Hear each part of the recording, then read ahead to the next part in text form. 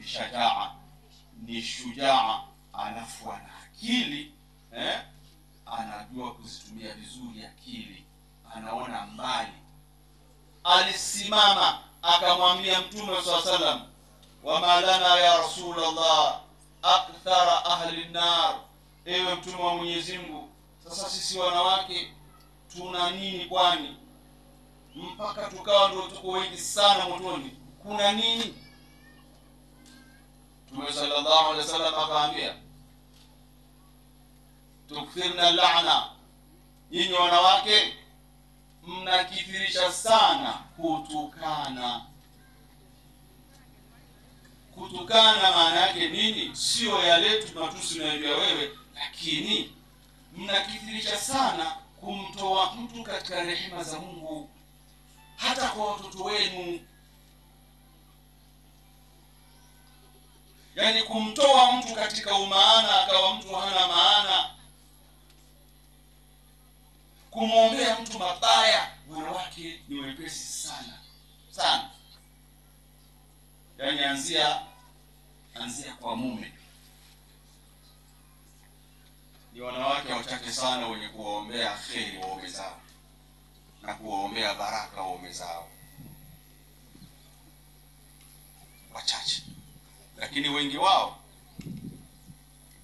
yuko tayari hata kumwombea mume wake apoteze kazi, akisafiri asifike salama.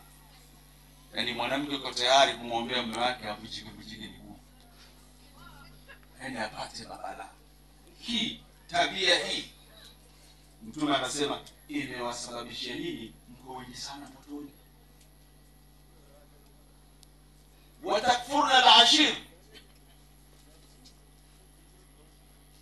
tuliposema hata watoto, yani mtoto ni wakwake, sasa mtoto kila mtu anaweza kumwombea mambo ya ajabu kwa mtoto wake. Wewe sio kutoa nini, sio kitu mtoto wake sasa alomzaa. Haya ni mambo ambayo yanamkasirisha Mwenyezi Mungu Subhanahu wa Ta'ala. Tuacheni tabia hizo. Watakfuruna al-ashir, ni wanawake mko wengi sana motoni. Mtume anasema mna kanusha neema za waume zenu. Maana kuna kumkufuru Mungu, lakini neno la kukufuru pia hapa likatumika kumkufuru mume. Kumkufuru mume ni kukanusha ile neema. Yani tayari wewe umeshaolewa, huyo ni mume wako.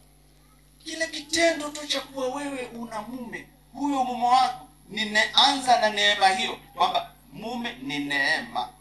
Sasa kitendo cha kumuona si lolote, si chochote, hili linamkasirisha Mwenyezi Mungu, ni kukufuru neema. Lakini kule kutokuthamini anachokuja nacho, ukashukuru wewe kwa kazi yako, huoni kila fulani, maana fulani ni fulani na huyu ni mume wako, hali yake ndio hii, ridhika nayo. Ile Mungu amekuneemesha wewe kuwa na mume, haijalishi uchumi wake ukoje.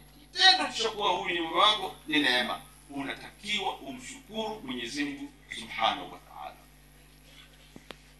Wanawake wema walikuwa wakiwapa nasaha waume zao wanapotoka, kwamba toka kwa baraka za Mwenyezi Mungu, kwa jina la Mwenyezi Mungu, nenda kwenye mihangaiko, lakini usituletee chumo la haramu.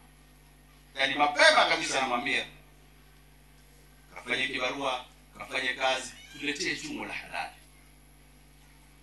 Maana yake hata akikosa, akija na mrejesho kwamba hali mbaya, leo sijapata chochote, anamfalisha.